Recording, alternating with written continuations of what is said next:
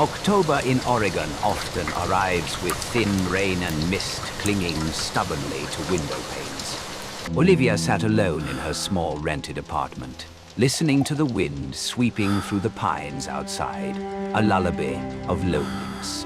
Since moving to this town, she hadn't met anyone except a few students and the elderly librarian. At night, after teaching, the silence was so complete, she could hear her own heartbeat. That was when she downloaded Tinder. At first, the app was just a way to kill time, a distraction from counting the rhythm of falling rain. Faces slid past, one after another, meaningless as the endless scroll of a newsfeed. Until one profile stopped her. Theo. His photo was taken in the forest, sunlight filtering through the trees. His eyes bright, as if his gaze pierced straight through the screen. His bio was short. I love the woods. I built my cabin where silence speaks louder than words. Olivia swiped right. The phone vibrated softly. It's a match. From that night on, his name always appeared at the top of her list. His messages were brief, perfectly timed, and warm, like a flicker of heat on a rainy night. It felt as though he could read her mood. He asked about her fears in a new place, about her dreams. Slowly, Olivia felt seen in a way no one had ever managed before. A week later, Theo invited her to his cabin. The message was simple, yet the image it painted in her mind was of a sanctuary, a place outside the world's noise. On Saturday morning, she drove out of town. The road into the forest was narrow and winding, blurred by fog. Her GPS still worked, though the synthetic voice began to crackle and fade before cutting out completely. Each time she thought of turning back, the mist behind her thickened, hiding the path as if it had never been there. She kept driving. Every turn looked the same. Tall pines, carpets of dead leaves, tilted road signs half swallowed by moss. Sometimes, through the mist, she caught a glint of metal deep in the trees, maybe an abandoned car, or just a trick of the fog. As the sun sank low, her phone lost all signal. The map froze, flashing a red warning, connection unavailable. But then something strange, even without GPS. A small arrow kept moving, guiding her turn by turn, leading her unerringly toward the cabin. It appeared at last among the trees, small, moss-covered, yet oddly well-kept. A thin curl of smoke rose from the chimney, though she saw no one around. Olivia stepped out of the car. The air was cold and still, so still that every sound, her breath, her footsteps, felt painfully loud. The cabin door stood slightly open, wide enough for one person to enter. On the wooden step lay a damp piece of paper, written in delicate, careful handwriting. Welcome, Olivia, to door. How? Inside the cabin, the air was much warmer than outside. The scent of pine wood mixed with a faint trace of vanilla, exactly like the candles Olivia used to burn every night at home. The small room was tidy.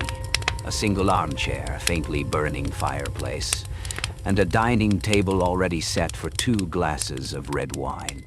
No one was there, yet everything looked as though it had been arranged just moments ago. She touched one of the glasses. It was still warm. On the table beside it lay a black, old-fashioned phone with a cracked corner. As she stepped closer, it buzzed softly and lit up, displaying a message. Glad you made it. No sender. No signal. Just a message appearing the instant she looked down. She set it back down, forcing herself to stay calm. Maybe Theo had stepped out to gather firewood. Maybe he knew she was coming. Maybe he'd tracked her GPS to prepare everything. All of it would have made sense, if not for the clock on the wall. It read 8:13, the exact time she had left town, nearly 40 miles away. The next room was the bedroom. The blanket was neatly folded, and on the pillow sat a beige sweater, carefully arranged. When Olivia looked closer, she froze. It was the same model she'd ordered online a week ago, one that hadn't even been delivered yet. She stepped back, a chill crawling up her spine. In the corner stood an old laptop. The screen wasn't locked. When she opened it, the display flickered to life, revealing a spreadsheet, rows of names, coordinates, dates. The final column read, Status, integrated. On the last line, her name was clear. Olivia Reed, status, pending. She slammed the laptop shut, heart pounding, and hurried toward the door.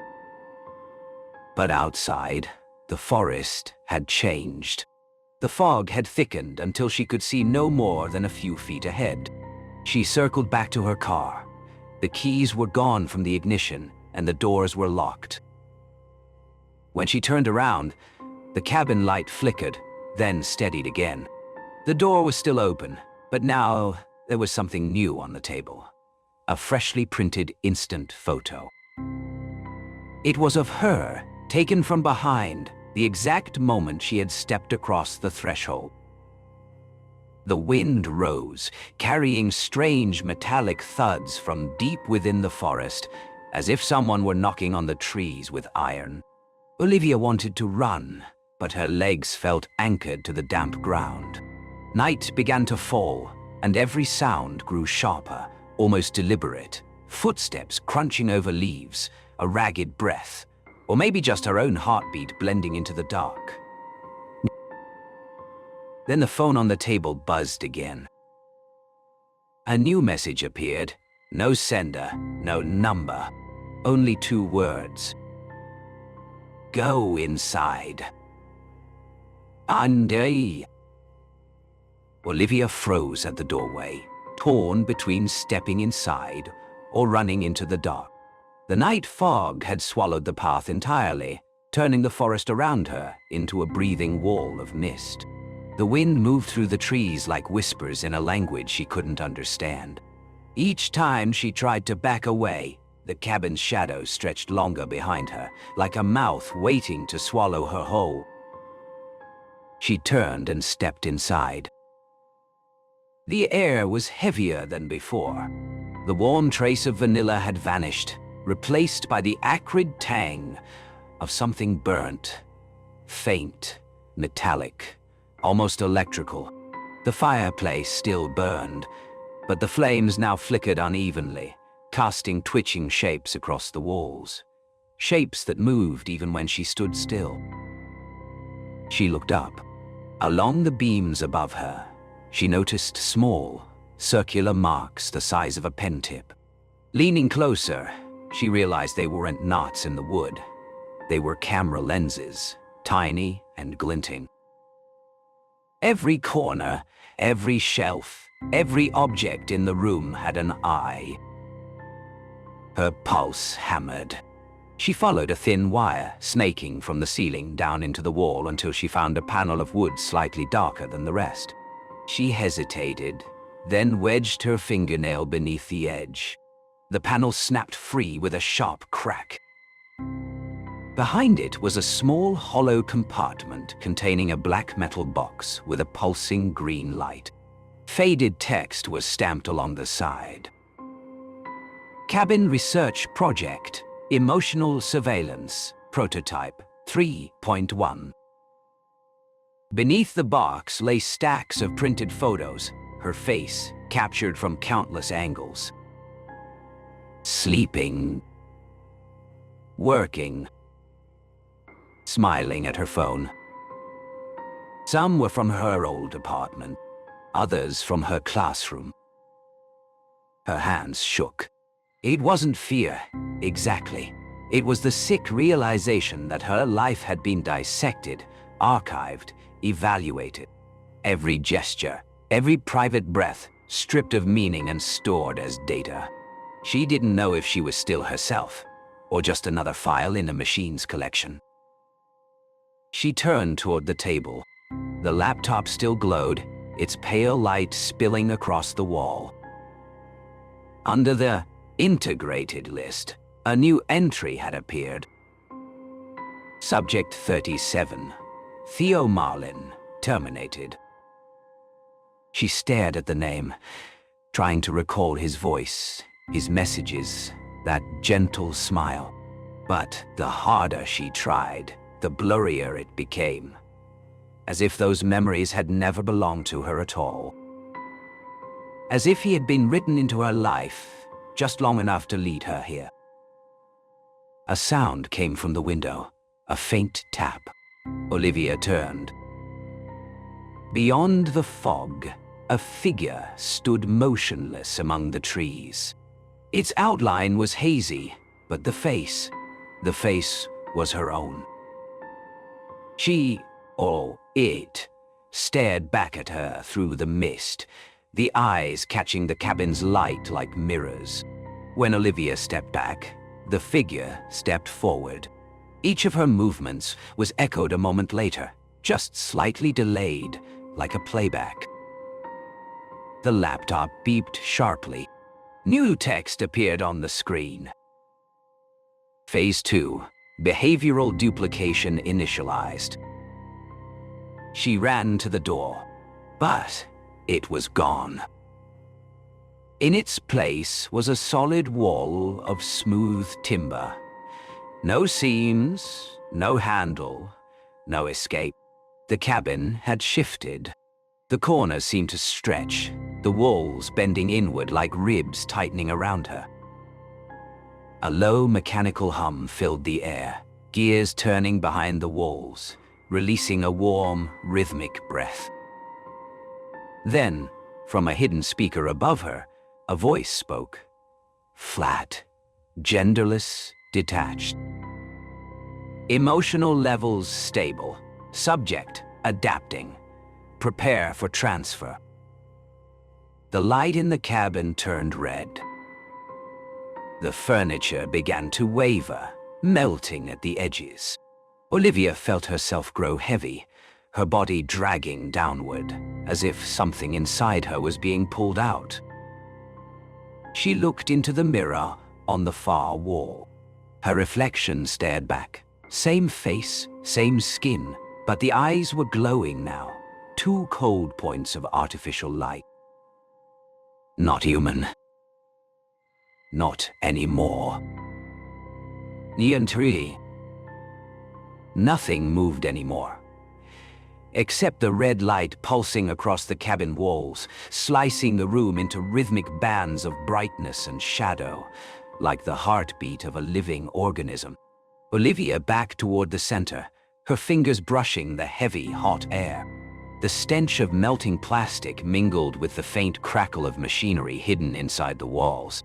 She understood now. The cabin wasn't just recording her.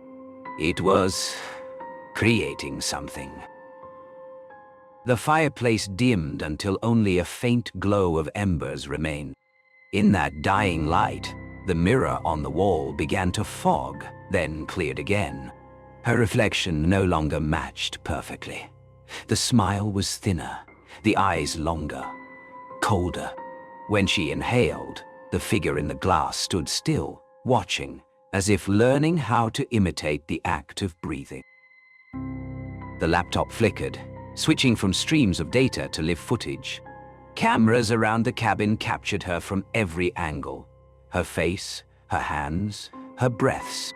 A graph appeared. Similarity level, 87%, 92%, 96%.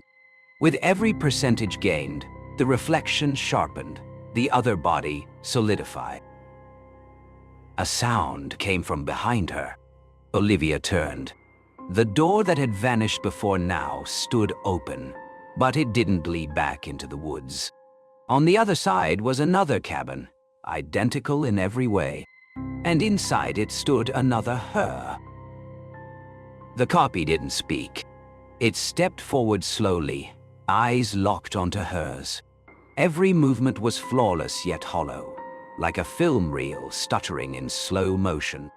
As Olivia stepped back, the duplicate reached the mirror. Both lifted their hands, touching the glass at the same moment. From that point of contact, streams of light spread outward, neural threads weaving a new consciousness.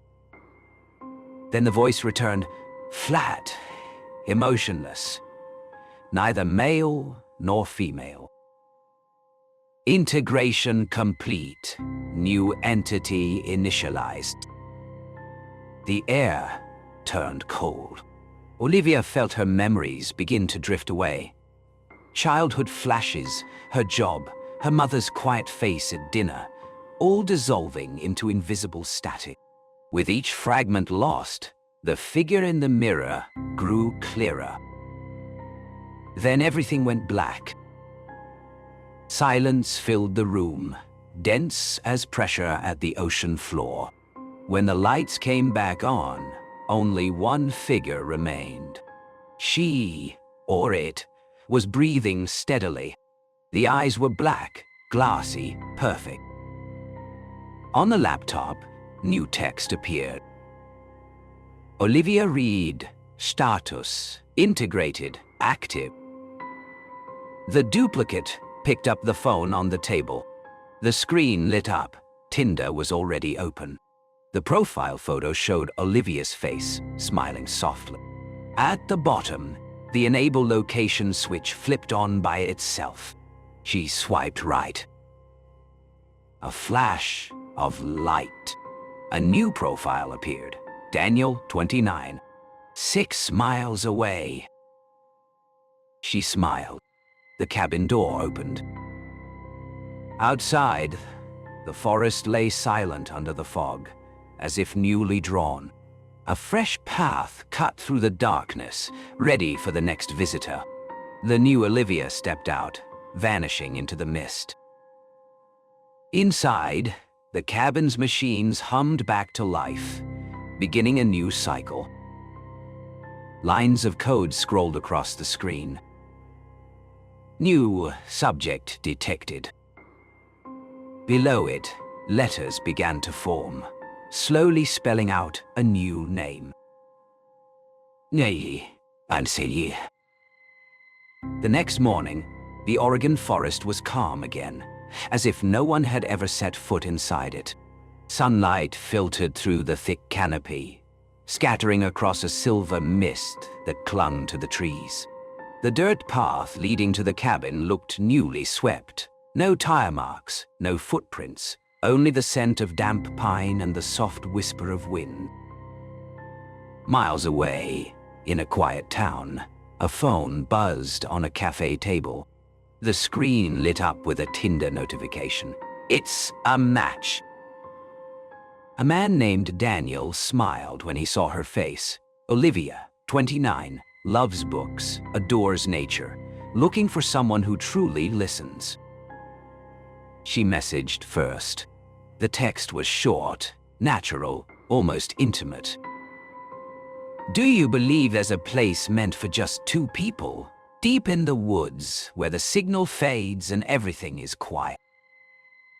Daniel chuckled and started typing his reply, unaware that the words on his screen didn't come from a living person, but from a consciousness sitting in a cabin miles away, where no cell signal reached, yet data pulsed invisibly through the grain of the wood, like blood through the veins of a living machine.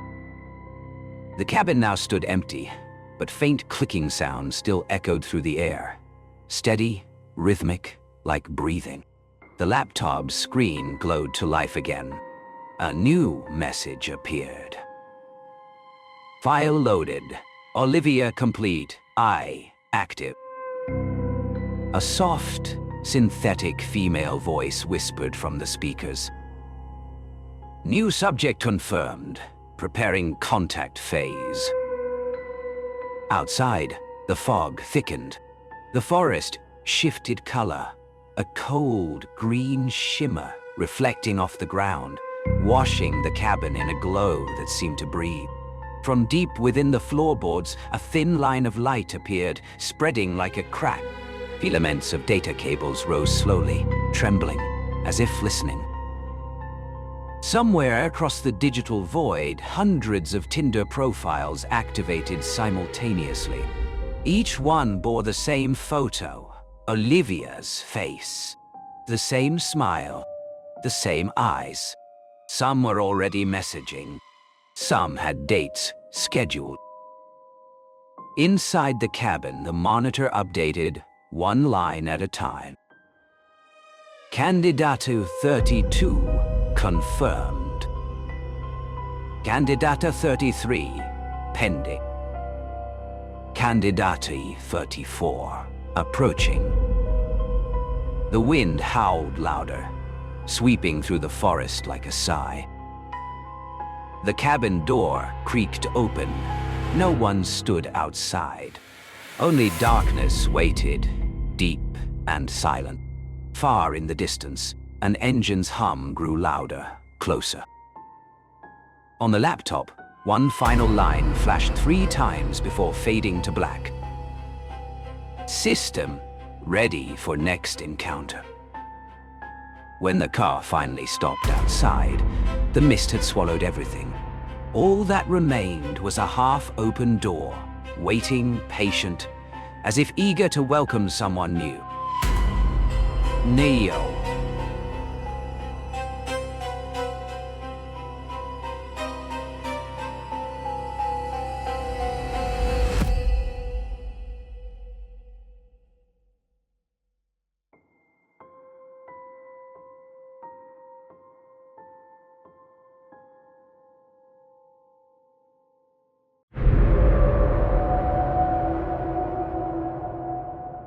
In Montana, nestled among mist-laden mountains and dense pine forests, lies a lake so clear it is known as the Mirror Lake. Locals whisper that its surface is a veil between 2 worlds, a place where death never truly ends. They warn that anyone who gazes too long will lose themselves, while, at times, the departed will stare back from below. On nights when the moon is full, the lake glows like glass, reflecting not only what exists above, but also what was never meant to exist at all. Yomi, child. Daniel, a former professor who had devoted his life to philosophy, arrived in Montana with nothing more than an old suitcase and a soul weighed down by grief. The sudden death of his son had carved an emptiness in him that no words or wisdom could mend. He chose Mirror Lake as his refuge, for it was said that the silence there could soothe even the most broken heart. On his first night, he sat at the shore, watching the moon scatter into 1,000 shards of light across the glassy surface. The lake was so still that every small movement of his body reflected back with unnerving clarity. Yet, something in the mirrored eyes staring up at him was not aligned. The reflection lingered a beat too long. Its faint smile faded, though Daniel was certain he had not smiled at all. A lone woman rode past in silence, her silhouette small and fragile against the shroud of fog. The ripples her boat left behind stretched outward, and Daniel saw more than her shadow on the water.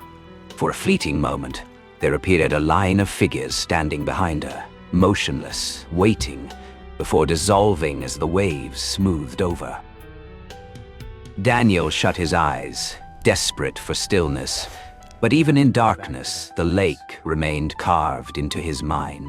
It was not simply water. It was a vast, unyielding mirror, a threshold waiting for something else to step through. Ni Pai Shui. In the days that followed, Daniel returned to the lake every afternoon.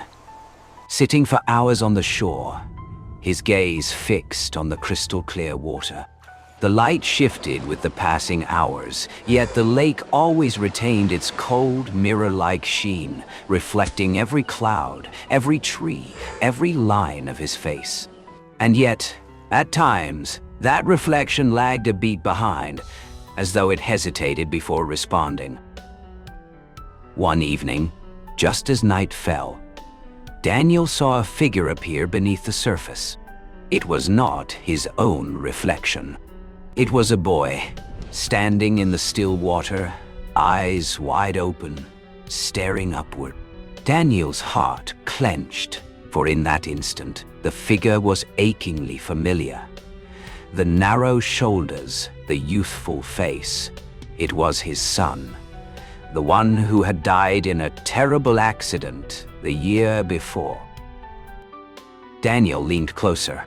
The surface of the lake remained smooth, lit only by the moon stretched into a blinding white streak. But below, the boy smiled. That smile did not exist in Daniel's last memory of him. It was slow, fixed, as if carved into an invisible sheet of glass. He reached out, touching the water. It was icy, seeping into his bones. Ripples spread outward, distorting the boy's face for a brief moment before it returned whole again. But this time, the boy's lips moved, as if whispering. Daniel heard no sound, yet the ripples against his skin formed a rhythm, like a voice trapped deep in a throat. Across the lake, a boat glided past. The woman who rowed sat motionless, her gaze fixed on Daniel. Her reflection on the water warped, stretched, and pressed close to the boy's image. But beneath the surface, her face was not the same. Her skin was pale, her eyes hollow, empty as a winter lake. Daniel turned away, and when he looked back, his son was gone. The following night, he returned again. This time, the boy appeared more clearly, as though rising closer to the surface. The moonlight traced his delicate features, but in his eyes lingered a heavy shadow. Daniel realized the small figure was standing in a warped world, a twisted version of the lakeside, where trees bent unnaturally and the sky lay torn apart. Grief and longing bound him in place. He knelt, his gaze locked on the image below. The lake had become a pane of thick glass, one that could shatter with the slightest touch. Every droplet of dew that fell rippled outward, like a door creaking open. And in the dreadful silence of the night, Daniel felt a hand, small and frozen, gently press against the shadow of his own, reaching out from the other side. Dinni, wawa, hana, ha, amsor. The next night, the wind from the forest blew cold, carrying the damp rot of decayed pine needles. Daniel sat by the lake, his gaze fixed on the still surface. The lake was like a massive pane of glass, reflecting the torn sky and the smudged silver moon. But when he leaned closer, the reflection warped, twisted like a painting in a distorted mirror. In the lake's surface, the pine tree behind him bent like broken bones. The moss-covered rocks became heaps of skulls. And in the midst of that warped scenery, the boy appeared again. His dark eyes shimmered, never leaving Daniel, his mouth opening in silence. Daniel strained to listen. At first, it was only the rustle of wind in his ears, but then an unfamiliar sound rose from the depths of the lake. A call, thin as a thread, stretching into the air, seeping into his chest. It wasn't just an echo. It seemed to come from inside his own ribcage, forcing his heartbeat to follow its rhythm. The surface of the lake trembled faintly, ripples crawling outward, stopping abruptly, as if something below was pounding against the glass, desperate to break through. Daniel trembled, but could not pull away. The moonlight stretched into a sharp streak, like a blade dividing two worlds. The boy raised his hand, the small palm pressing against the surface. Daniel's reflection did the same, but the movements didn't align. The figure in the water reached first, then lagged, then convulsed. The eyes of his reflection were filled with darkness, nothing like his own on the shore. The sound from the lake swelled, becoming a long, hollow drone, like a voice calling through thick glass. Daniel heard his own name, fractured in the endless echo. Each thread of sound tugged at him, promising reunion, promising an escape from grief. On the water's surface, the warped world expanded, spilling into the reflection of the sky. The moon fractured into a broken circle, its light dripping down like molten glass. Figures began to emerge behind the boy, hazy, motionless, their faces empty, yet their eyes all fixed on the shore. Daniel felt the ground beneath him soften. Stones, grass, everything seemed to slide toward the depths. The air thinned into mist, his lungs filled only with the smell of cold water. In that moment, a tiny hand broke through the surface, grasping his wrist. The skin was icy, but the grip so strong it sent blood surging through his veins. Daniel froze, caught between terror and yearning. The sound from the other side turned into a low, resonant whisper, inviting him across, urging him to close the gap between two worlds. And the lake was no longer a mirror. It had become a door, trembling like a thin veil ready to shatter, ready to swallow anyone who dared to look too deep.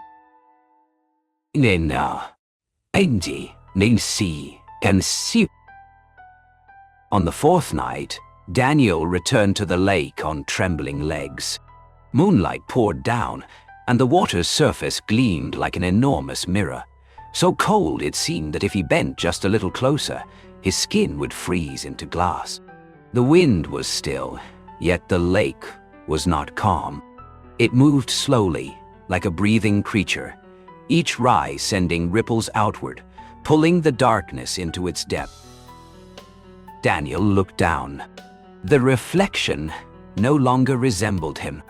The face in the water was older, its eyes sunken, its mouth stretched wide in a crooked grin. Behind that figure stood dozens of shadowy forms, arranged in a crescent, their hollow eyes fixed ahead. They encircled the boy, not touching, as if awaiting a ritual. The world around the shore began to change. Straight pine trees twisted and split, their hollow trunks peeling like charred skin. The sky cracked apart, stars dragged into streaks of falling light that plunged into the water. Daniel blinked, but the warped world remained, spreading from the reflection and bleeding into reality. He reached out to touch the lake. The surface was no longer cool and clear. It had thickened, viscous like molten glass. The boy pressed closer, his small hand tugging gently. Daniel leaned forward, his whole body weighed down, bones heavy, as if drawn by a magnetic pull below. The whispers rose into a chorus, echoing like an unseen choir. Their invitations wove with the breath of the wind, forming a ceaseless, resonant hymn. Daniel's ears rang, but within the chaos he heard his name distinctly, repeated, rebounding, as though the lake itself was calling him. The ground beneath him gave way. The damp grass softened into patches of cold mud, then dissolved, leaving nothing but water stretching into infinity. He was no longer sitting on the shore, but standing upon a colossal mirror where above and below merged into one. With each step he took, his reflection moved in reverse, lagging, distorting, until it no longer resembled him at all. The boy smiled. It was a rigid smile, like a crack etched across glass, stretching toward his ears. Within the warped reflection, the boy shone brighter than the moon itself, as if he were the center of the lake. The figures around him bowed their heads, leaned toward Daniel, as though welcoming one who had crossed the threshold. Daniel tried to step back, but behind him there was nothing, only the endless expanse of mirrored water. No shore, no ground. The sky above and the lake below blended into an empty void. He cried out, but his voice shattered instantly across the glowing surface, returning as a murmur not his own. A cold wind swept through, and in that instant, the boundary collapsed. The lake cracked apart, not with ripples, but like shattering glass, shards of blinding light scattering into the air. Daniel was pulled downward, his hands clawing helplessly at nothing. His son's image reached out, close enough to touch, but when his fingers closed, he grasped only emptiness. The world twisted, collapsing into a colossal whirlpool of silver, and at its center, the lake had become an open door, devouring the moonlight, and Daniel's soul along with it. As the silver vortex swallowed his body, Daniel fell into a bottomless expanse. There was no water, no sky, only shattered light drifting around him like fragments of suspended glass. In the emptiness, his heartbeat echoed back at him, merging with an endless murmur. From afar, a figure emerged. It was not his son, nor the faceless silhouettes that had once stood around the lake. The figure was tall, its body sheathed in a dull, translucent shell of glass, shifting with glimmers of liquid light. Its face bore no features, only a flat mask that reflected countless distorted visages, including Daniel's own, repeated, twisted, stretched into fractured smiles. The keeper of the lake moved forward, each step soundless, yet every stride cracked the mirrored ground beneath him, only for it to seal itself again. Around him, pale souls scattered back like mist swept aside by wind. They flickered, writhing, but did not scream. Instead, fragments of their reflections slipped away from their bodies and vanished into the void. Daniel staggered. He realized the boy was no longer there.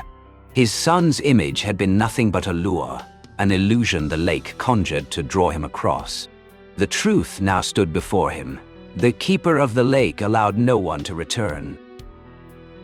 A massive hand clad in glass reached out and pressed against his chest.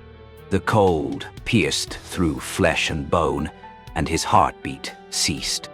Daniel looked up and saw himself reflected in the keeper's mask. His face elongating, dissolving into trembling ribbons of light, merging into the creature's body. No gravity, no will remained. Daniel felt his very self unravel, memories splintering and scattering like cracked glass.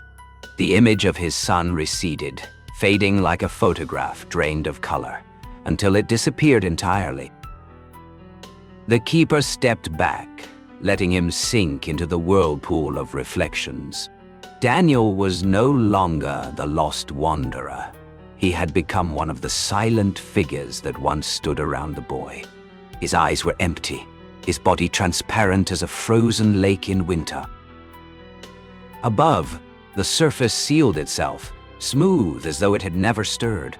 Moonlight slid across, reflecting the night sky in flawless silence. On the shore, the woman in the boat dipped her oar, and the vessel drifted through the thickening fog. For just a moment, her eyes tilted toward the lake, where a new shadow had joined the endless ranks of those who would never be freed. And from that night on, Daniel never returned to the shore. Azimu.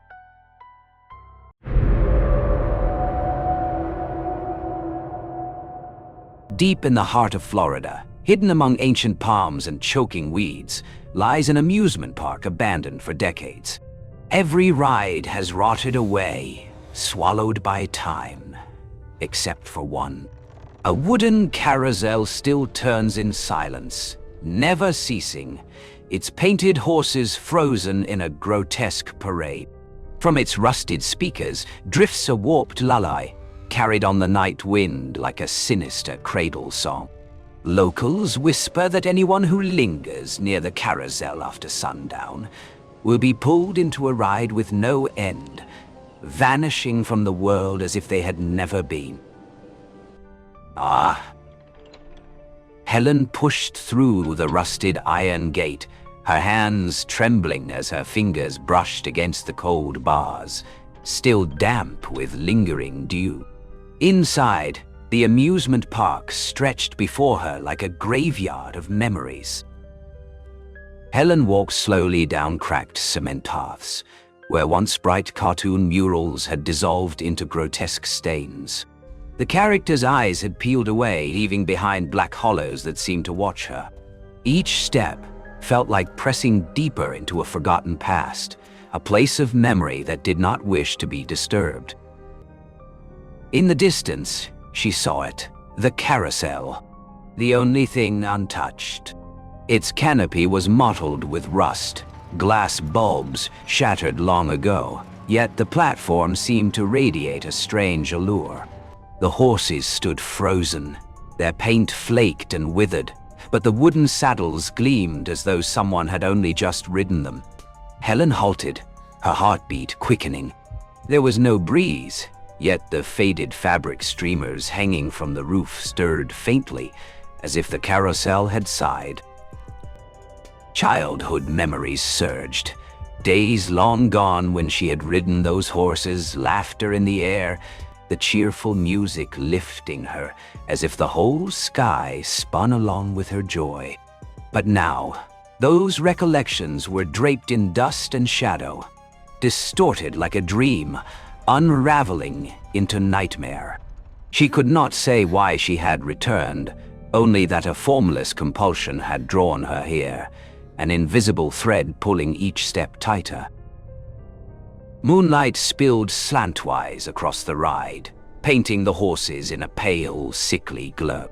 Every one of them bowed their heads, mouths parted as though ready to shriek, but they remained silent, suffocatingly still. Helen froze. She felt it, the unmistakable sense of something watching from the dark that encircled the carousel. Somewhere nearby, a drop of metal rang out, a sharp, hollow sound that echoed into the night. Helen knew then she had stepped across a boundary, one that should never have been awakened. Wah-rah! Helen remained rooted before the carousel. The air pressed down like a suffocating shroud, her breaths shallow and uneven. Then it came, a faint sound, weak and jagged, like a saw blade scraping against metal. Suddenly, the silence collapsed, and the air swelled with music.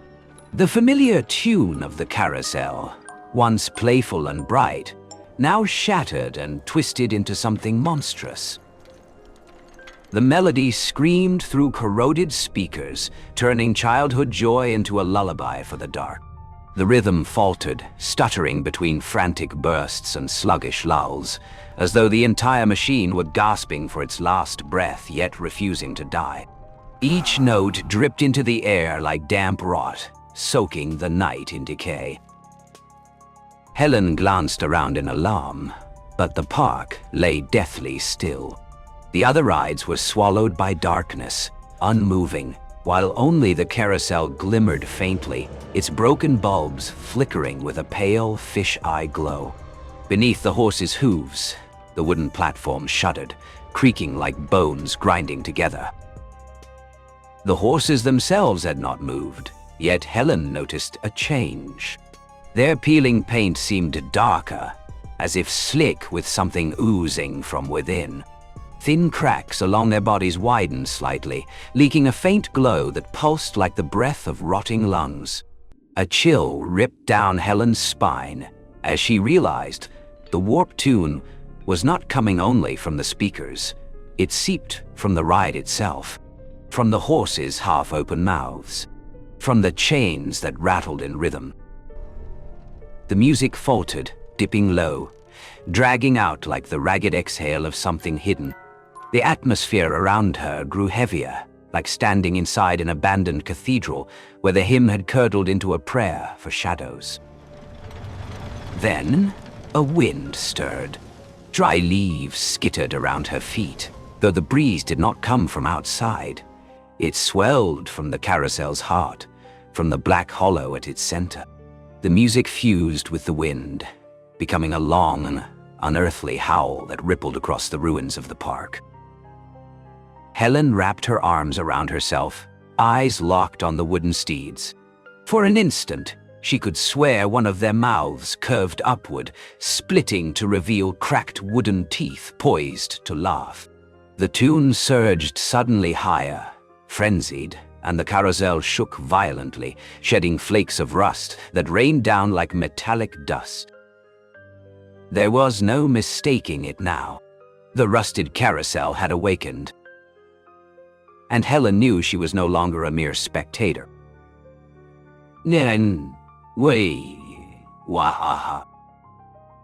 The warped music swelled, reverberating through the abandoned park like a funeral bell summoning the lost. Helen stood frozen, her gaze locked on the carousel. The wooden horses, motionless for so long, began to tremble. At first, it seemed no more than a trick of flickering light, but then the movements sharpened, undeniable. Their heads lifted, stiff necks creaking with the brittle crack of splintering bone. From the outer rim, one horse jerked as flakes of paint sloughed off in sheets, exposing the dark grain beneath. Its carved mouth, sealed shut for decades, split along deepening fissures, yawning open into a black void. A breath colder than winter exhaled from it, bending the grass around the platform. Helen staggered back, yet her eyes were caught, trapped. One by one, the horses opened their eyes. Where once black paint had merely suggested sight, now pale light oozed forth, murky, fish-belly white, unblinking. It did not illuminate, but devoured, pulling shadows inward until a fog of darkness thickened around the ride. The music shifted, pounding now with the cadence of a funeral drum. The horses raised their hooves, at first only inches, then higher, moving in slow, grotesque steps. The rusted gears screamed as the carousel lurched, teeth grinding, sparking against one another. The wooden floor quaked, dust cascading like dry rain. Helen could see every grotesque detail, hooves slamming down, leaving dents in the planks, tangled wooden manes rippling as if strands of real hair, and from the widening cracks in their bodies, thick black ichor seeping, dribbling down to stain the platform like rotted blood. The carousel gathered speed. The twisted tune fractured into shrill, howling dissonance. Helen felt the ground itself vibrating, as though the entire park had joined in rhythm with this monstrous machine. The horses moved with uncanny freedom now, heads reared high, glowing eyes slicing through the dark as if searching for something or someone. One horse lifted its head higher than the rest, its chest heaving in a grotesque imitation of breath. Then its hoof struck the floor with a thunderous blow. The sound rang like a death knell, freezing Helen's heart in her chest. She could no longer tell where wood ended and flesh began. Splintered grain coiled like sinew, rigid joints popped like dry bones. The once polished saddles bore scratches and gouges, yet remained empty, waiting for some foolish soul to mount them. A whirlwind burst from the carousel, hurling leaves and grit into a swirling frenzy around Helen. The music climbed higher, shrieking, while shattered bulbs flared in a blinding glare. Within the storm, Helen glimpsed something in the horse's eyes. Her own reflection, small and fragile, dragged toward the turning wheel. She tried to move, but her body was stone. Her legs were anchored, refusing her escape. With every rotation, the carousel seemed to draw closer, as though space itself was collapsing inward, funneling everything into its rusted heart. The music struck a shattering peak. The cracked mirrors dangling from the canopy shivered violently, their surfaces splintering. For a single instant, Helen saw dozens of her own reflections, everyone wide-eyed with identical terror, surrounded by the wooden steeds rising into unnatural light. The rusted carousel had truly awakened. And Helen understood, this time, it would never let her leave. Ni. The dissonant music coiled through the abandoned park, tightening the air like an invisible rope cinched around Helen's throat. The carousel groaned as it turned, each rotation dragging with it a metallic wail. Then she noticed them, the old mirrors still clinging to the carousel's canopy after years of ruin. Their glass was fractured, edges jagged, yet they reflected something far too vividly. Helen stepped back, but in the mirrors, her reflections did not follow. Dozens of distorted Helens stood motionless, their eyes wide, fixed on her with hollow stares. In some panes, she appeared older, hair bleached white, falling in tangled sheets. In others, she was young again, her face blank, eyes black and bottomless. Cracks crawled across the glass like spider webs, branching wider each time the warped melody struck a high note. Each shatter split her reflections into fragments, yet they moved still, shifting, twitching, watching. One shard showed only a hand, trembling, reaching toward her. Another held a single blood-red eye, staring unblinking, suspended in its prison. Pain tightened around her skull, as though her own head were cracking with the glass. Within the mirrors, some of her reflections began to move against her. When she stepped back, they stepped forward, their pace quickening, their dead eyes locked to her flesh. The distorted music throbbed with her heartbeat, merging into a relentless drum. A sharp crack split the air. One mirror exploded outward, scattering into a storm of jagged shards. Instead of falling, the pieces hovered, spinning in a slow orbit around her, catching faint, unnatural light. In each shard, another Helen appeared. One screamed silently, another sneered, yet another crawled on all fours like an animal, its body twisted into something no longer human. The carousel turned, the horses' glowing eyes flaring brighter, casting their radiance onto the mirrors. The glass burned with strange illumination, like portals rather than mere reflections. And Helen realized these were not copies. They were possibilities, imprisoned selves, fragments of her soul caught within the glass.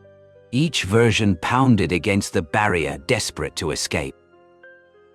The canopy trembled, and more mirrors split. Shrill screams pierced the air, uncertain whether from the mirrors or from within her own mind. The world shattered into a labyrinth of fractured light, where reflection and reality bled together. Wherever she turned, dozens of vacant eyes followed, denying her any path of escape. One large mirror ahead blazed with sudden brightness. Inside, Helen saw herself seated upon a wooden horse, her body rigid, her eyes wide and lifeless. The reflection slowly lifted its head to meet her gaze, and then its mouth cracked open in a jagged grin. The fissure in the glass aligned with its lips, stretching into a grotesque wound across its face. The warped melody erupted, and every mirror shuddered as though ready to burst apart. Helen was surrounded, trapped within a kaleidoscope of her own distorted selves, each one a death waiting to claim her. And she understood. The carousel did not merely consume bodies in its endless turning. It tore the soul into fragments, locking each piece within the warped reflection of fear itself. "Now, ici, wa." The iron gates of the park groaned, then slammed shut. The impact rang out like a coffin, sealed with a hammer's blow. Helen turned, but the way back was gone, swallowed by a suffocating wall of dark. She knew then there would be no return. The rusted carousel kept turning, faster with each revolution, its warped dirge swelling into a frenzied funeral march. The wooden horses no longer moved in stiff, fragmented jerks. They thundered in unison, galloping with terrifying force, their pale, blind eyes blazing like will-o'-the-wisps. Wooden manes whipped as if caught in a storm, while their cracked mouths exhaled freezing breaths that rolled into a suffocating fog. Helen felt her body pulled taut, dragged by an unseen gravity, as though the earth itself tilted toward the spinning core. She clawed at the rotted planks beneath her, but the wood softened under her fingers, crumbling to slick mud. The world tilted, the shards of shattered mirrors whirling into a silver firestorm around her, orbiting like lunatic planets. One horse lifted its head, its glowing stare seizing her. Her limbs locked, marionette-like, lifting of their own accord. Step by step she walked toward the ride, her will dissolved. At the rusted stair, her trembling hand brushed the railing. The chill of corroded iron clung to her skin, draining what warmth remained. On the carousel's floor, the saddles gleamed slick with the black ichor seeping from cracked wooden flanks. Helen saw impressions embedded into the seats, indentations of unseen riders pressed deep into the wood. The music screamed as she drew closer, until she stopped before one horse split with fissures, its body streaked with stains of darkness. It lowered its head, waiting. She could not resist. Her body leaned forward, hand gripping the saddle. As she sat, agony shot through her spine, spreading in iron chains that hooked into her flesh, binding her to the horse. Her mouth opened, but no sound emerged.